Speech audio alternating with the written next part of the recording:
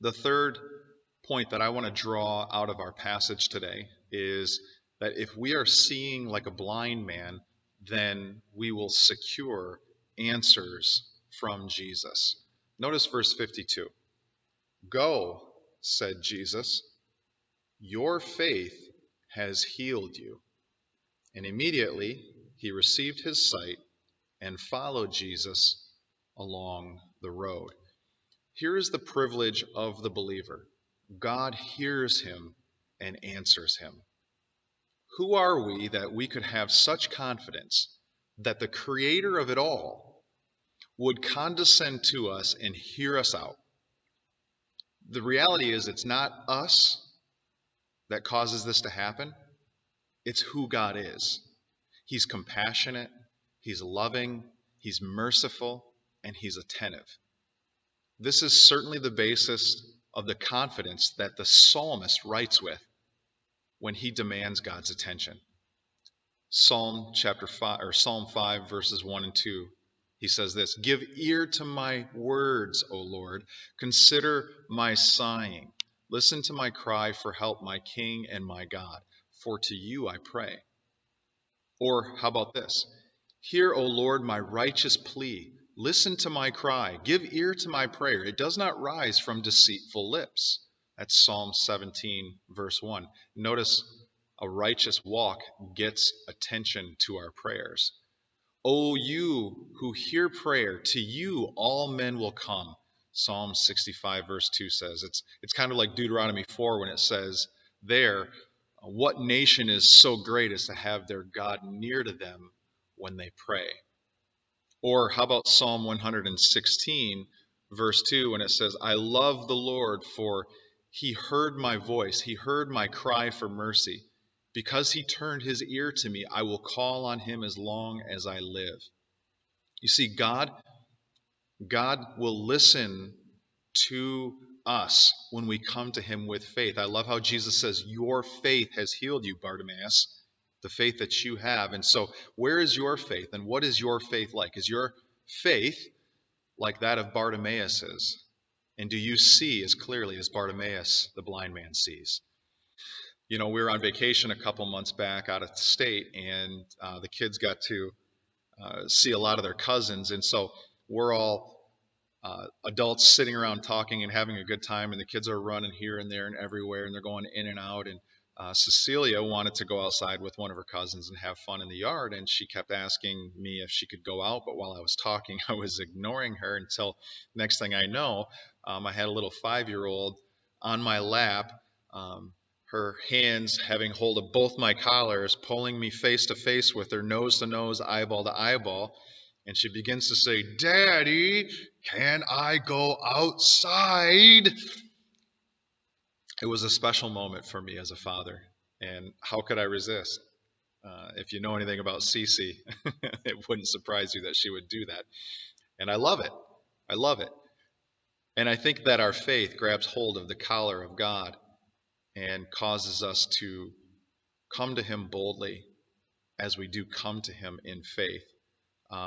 Not shy in the least, having that familiarity of being his family. Faith gets answers. I think it's that kind of faith that gets answers. In Mark chapter 11, Jesus is going to say to the disciples in verses 22 through 24, "Have faith in God," Jesus answered. "I tell you the truth. If anyone says to this mountain, 'Go, throw yourself into the sea,' and does not doubt in his heart, but believes that what he says will happen, it will be done for him. Therefore, I tell you, whatever you ask for in prayer, believe that you have received it, and it will be yours." Now, there's an expectation that Jesus is telling us that we need to have when we approach God in prayer. And that expectation can only come from faith, a faith that says, "God, I know that you're a God who hears, and I know that you're a God who blesses, and I know that you're a God who wants us to ask of you, and you are standing ready to bless." Praying without expecting is babbling.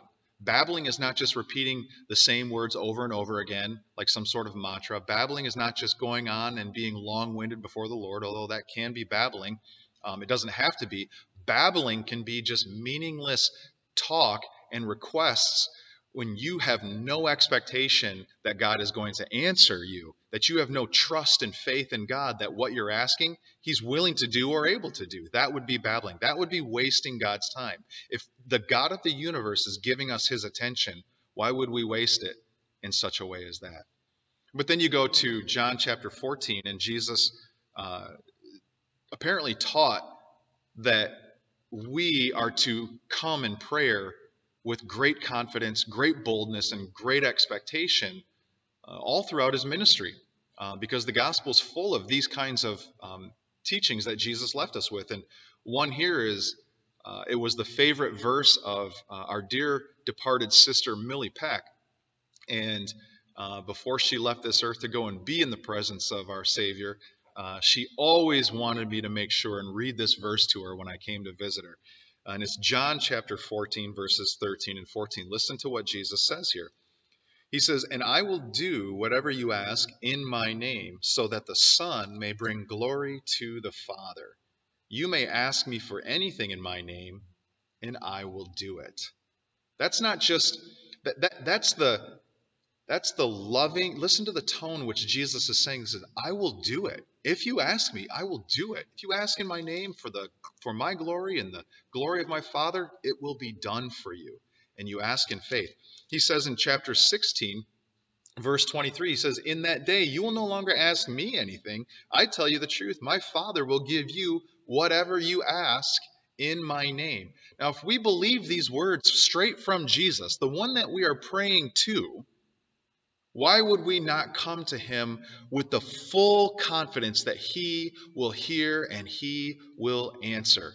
You see, not only does faith seize the attention of our God, and not only does he love to stop everything he's doing to listen to someone who comes to him with faith, but he equally loves to bless and to answer those who come to him in faith. And so that needs to be the foundation that our prayers rise up off from as we send them up to God. So how is it that you approach God? If your faith is like Bartimaeus's, and if you are seeing the way that this blind man does, then you will be seeing answers from Jesus.